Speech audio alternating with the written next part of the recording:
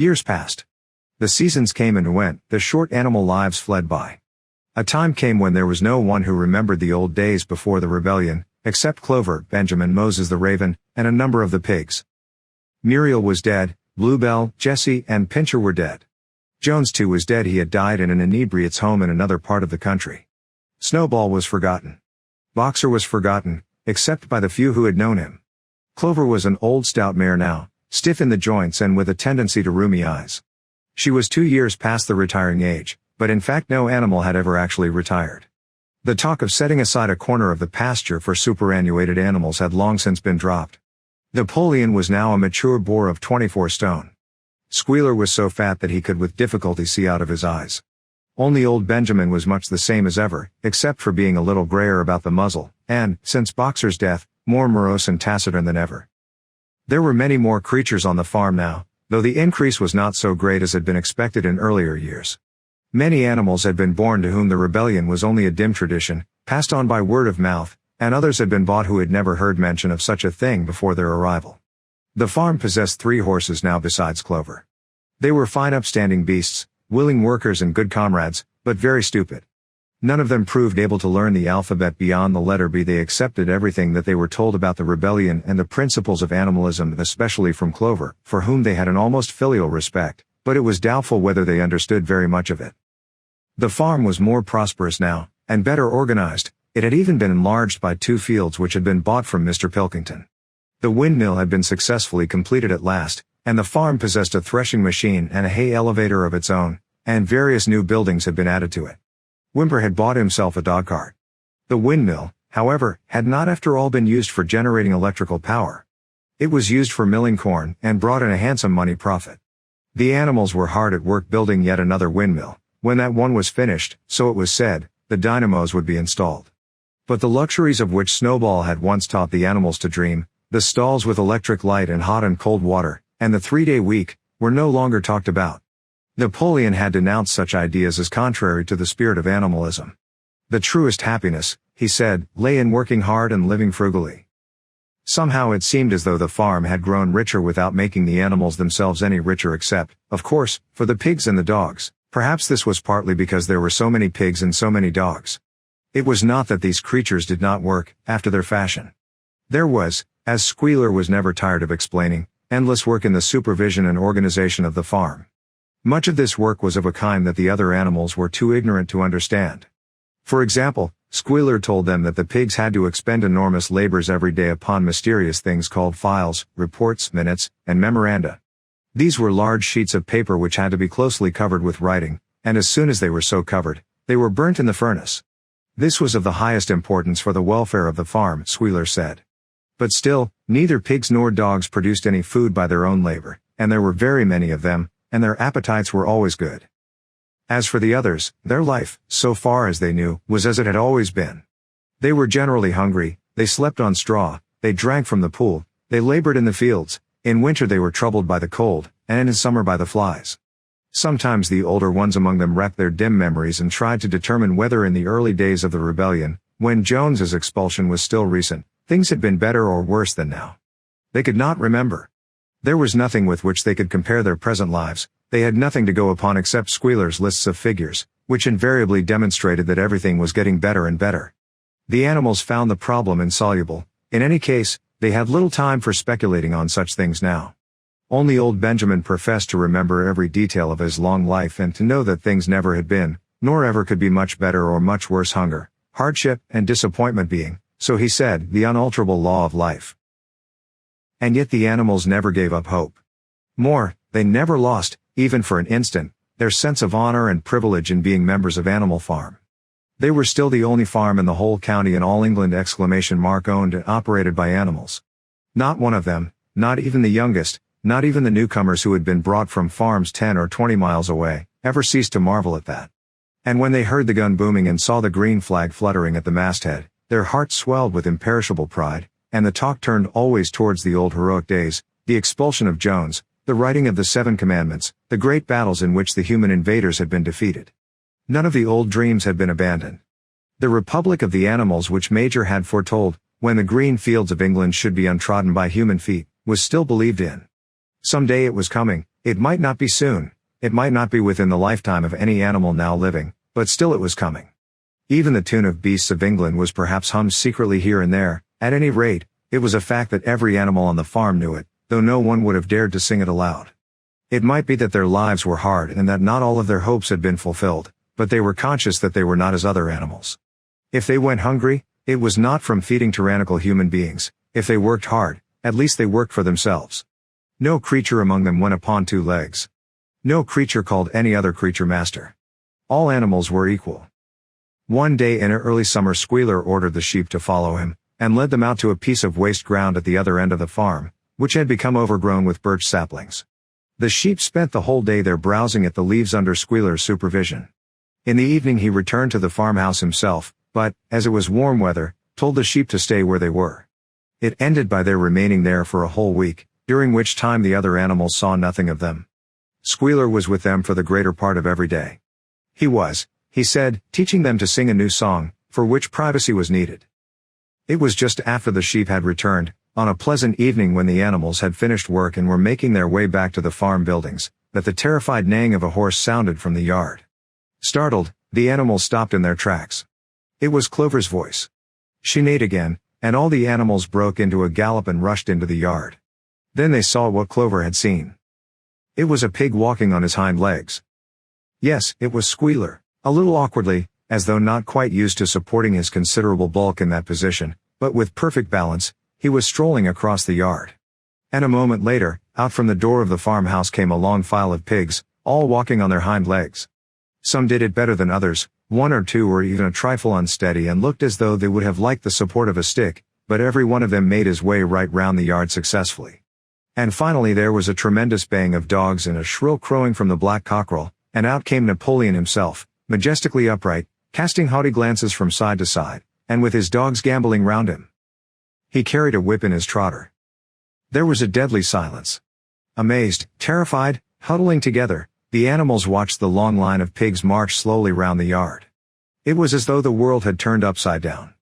Then there came a moment when the first shock had worn off and when, in spite of everything, in spite of their terror of the dogs, and of the habit, developed through long years, of never complaining, never criticizing, no matter what happened they might have uttered some word of protest. But just at that moment, as though at a signal, all the sheep burst out into a tremendous bleating of 4 legs good, 2 legs better. 4 legs good, 2 legs better. 4 legs good, 2 legs better. It went on for 5 minutes without stopping. And by the time the sheep had quieted down, the chance to utter any protest had passed, for the pigs had marched back into the farmhouse. Benjamin felt a nose nuzzling at his shoulder. He looked round. It was Clover. Her old eyes looked dimmer than ever. Without saying anything, she tugged gently at his mane and led him round to the end of the big barn, where the 7 commandments were written. For a minute or two they stood gazing at the tattered wall with its white lettering. My sight is failing, she said finally. Even when I was young I could not have read what was written there. But it appears to me that that wall looks different. Are the 7 commandments the same as they used to be, Benjamin? For once Benjamin consented to break his rule, and he read out to her what was written on the wall. There was nothing there now except a single commandment. It ran. All animals are equal. But some animals are more equal than others. After that it did not seem strange when next day the pigs who were supervising the work of the farm all carried whips in their trotters. It did not seem strange to learn that the pigs had bought themselves a wireless set, were arranging to install a telephone, and had taken out subscriptions to John Bull Titbits and the Daily Mirror. It did not seem strange when Napoleon was seen strolling in the farmhouse garden with a pipe in his mouth. No, not even when the pigs took Mr. Jones's clothes out of the wardrobes and put them on, Napoleon himself appearing in a black coat, rat-catcher breeches, and leather leggings, while his favorite so appeared in the watered silk dress which Mrs. Jones had been used to wear on Sundays. A week later, in the afternoon, a number of dog carts drove up to the farm. A deputation of neighboring farmers had been invited to make a tour of inspection. They were shown all over the farm and expressed great admiration for everything they saw, especially the windmill. The animals were weeding the turnip field. They worked diligently, hardly raising their faces from the ground, and not knowing whether to be more frightened of the pigs or of the human visitors. That evening loud laughter and bursts of singing came from the farmhouse. And suddenly, at the sound of the mingled voices, the animals were stricken with curiosity.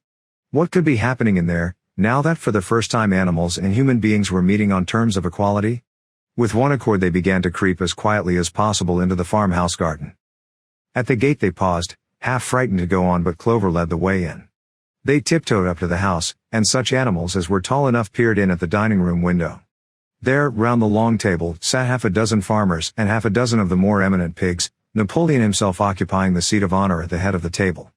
The pigs appeared completely at ease in their chairs. The company had been enjoying a game of cards but had broken off for the moment, evidently in order to drink a toast.